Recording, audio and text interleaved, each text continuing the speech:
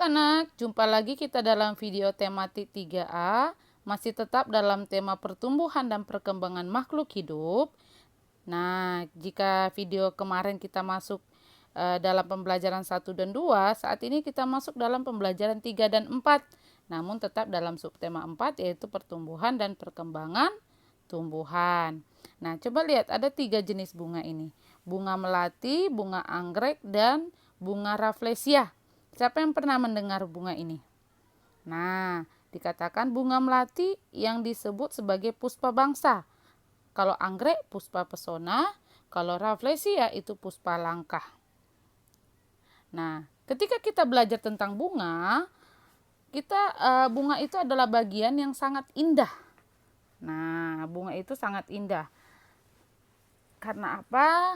Karena setiap tumbuh-tumbuhan memiliki bagian-bagian, yaitu yang pertama akar, kedua batang, ketiga daun, keempat bunga, kelima buah.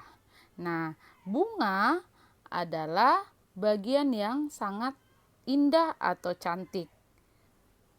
Karena apa? Karena mahkotanya berwarna-warni. Nah, penyerbukan adalah pertemuan antara putik dan serbuk sari sehingga menjadi awal terjadinya perkembangbiakan bagi tumbuhan, dan ini terjadi pada bunga. Ada 3 jenis bunga yang dinobatkan sebagai puspa nasional atau yang di kita ya di Indonesia. Tiga di dalam gambar ini menjadi 3 jenis bunga yang dinobatkan menjadi puspa nasional, yaitu bunga yang sangat indah yang mewakili Indonesia, yang ada pun di Indonesia.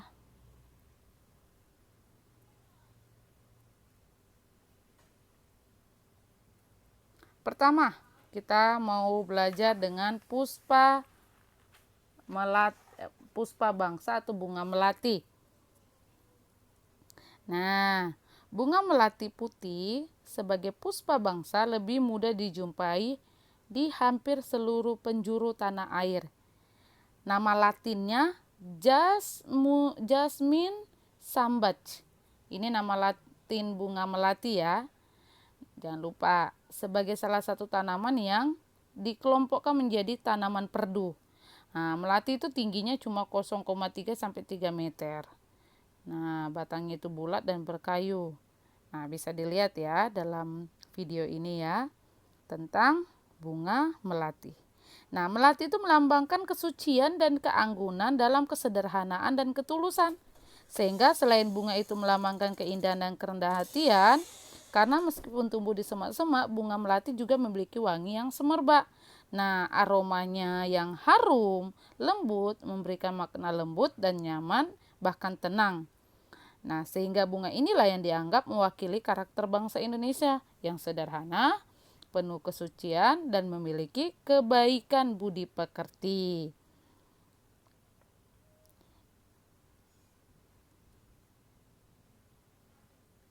Kedua, bunga anggrek atau puspa pesona. Nah, kalau bunga anggrek pasti udah nggak asing lagi ya. Anggrek adalah bunga yang nama latinnya ini. Nah, Phalaenopsis amabilis, dan ini dijuluki puspa pesona Indonesia. Karena apa? Karena memiliki kelopak yang lebar, memanjang, dan berwarna putih. Nah, warna putih itu memancarkan keindahan, sehingga terpilihlah menjadi puspa pesona. Anggrek bulan hidup secara epifit dan menempel pada batang atau cabang pohon yang ada di hutan-hutan. Nah, ini ya, sehingga inilah yang ditetapkan menjadi puspa pesona.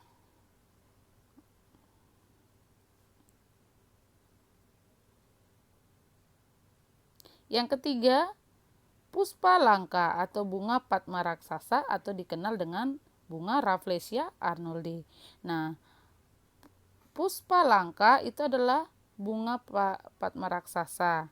Nah, bunga ini sering salah artikan sebagai bunga bangkai, padahal sangat berbeda ya. Bunga Rafflesia atau padma dengan bunga bangkai. Nah, bunga ini merupakan bunga yang tidak memiliki batang, daun, atau akar, namun memiliki kelopak bunga yang mekar, dan bunga ini juga sebagai tanaman parasit. Nah, ini dia ya. masa mekarnya itu bisa mencapai 9 bulan. Nah, bunga ini juga merupakan bunga yang belum berhasil ditanam di luar habitat aslinya, sehingga bunga ini hanya ditemukan di hutan. Inilah kenapa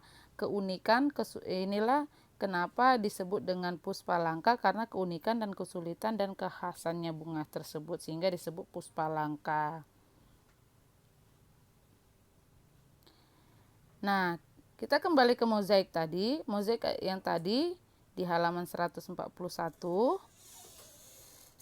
Jika kemarin kita sudah selesai belajar tentang mozaik ini, kita sudah tahu tentang mozaik, namun saat ini kita akan belajar tentang mozaik dengan cara menempelkan atau menggunting kertas-kertas sehingga ditempel-tempelkan ke sketsanya. Nah, seperti gambar ini. Atau ketika ada benda ditempelkan di sketsa gambar dan pakai pena atau pakai pensil ditekan-tekan sehingga dia akan terpotong-potong menjadi kecil-kecil. Nah, cara kerjanya lihat di halaman 141 ya. Nah, tugasnya anak-anak membuat karya mozaik, bebas bunganya, mau bunga apa saja, sesuai dengan cara kerja yang ada di halaman 141. Oke? Dan nanti dikumpulkan ya. Oke, jika tadi kita sudah selesai dalam bunga, nah sekarang kita masuk dalam ada A bawang, B kentang, C wortel. Ini termasuk apa ya? Ini termasuk dalam kategori umbi. Ini adalah umbi, kategori umbi ya. Umbi merupakan bagian tumbuhan yang menyimpan cadangan makanan. Bentuk umbi biasanya menggembung. Nah, terdapat 3 jenis umbi ya. Yang pertama umbi lapis, contohnya itu A. Yang kedua umbi batang, contohnya B. Yang ketiga umbi akar, contohnya C. Nah, ada tugas lagi nih halaman 145. Ayo jawab. Nah, itu dikerjakan. Dan jangan lupa nanti difoto dan kirimkan ke Miss ya. Nah, permainan jengka-jengka di halaman 148 adalah permainan yang bisa dilakukan anak-anak sekaligus berolahraga. Karena apa? Karena permainan jengka-jengkal ini adalah permainan ketangkasan, melompat kaki dan jengkal tangan teman yang disusun. Nah, permainan ini dimulai dari 1 kaki, tambah 1 jengkal, terus 2, 3, sampai 4 jengkal. Rintangan tersebut semakin tinggi dan dilompati. Nah, langkah-langkahnya bisa anak-anak Miss lihat di halaman 148 ya.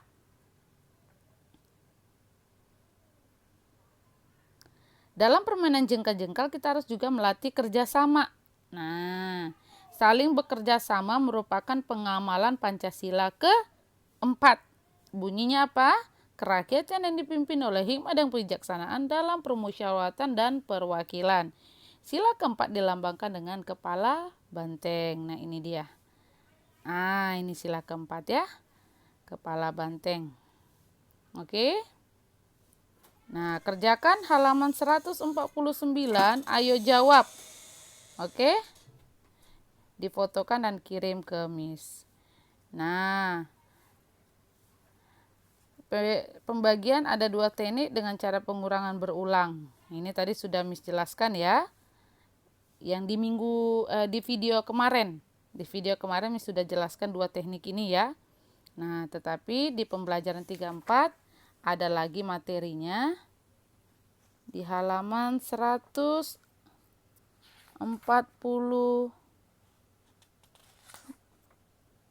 dan 154 sampai 158. Materinya sama, tentang apa itunya sama. Jadi anak-anak Miss hanya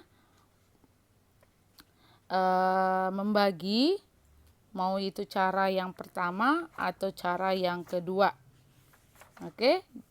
Memang dia agak melompat ke subtema ke pembelajaran 56, tapi tidak apa-apa, tapi dia tetap caranya sama dengan video sebelumnya, video kemarin. Tetap dua teknik, yaitu pengurangan yang berkurang dan dan pembagian dengan 3 langkah. Jadi tinggal diperhatikan. Oke. Selesai juga materi kita dalam pembelajaran 3 sampai 4. Jangan lupa tugasnya dikumpulkan ke homeroomnya dan sampai jumpa dalam video selanjutnya. Bye bye.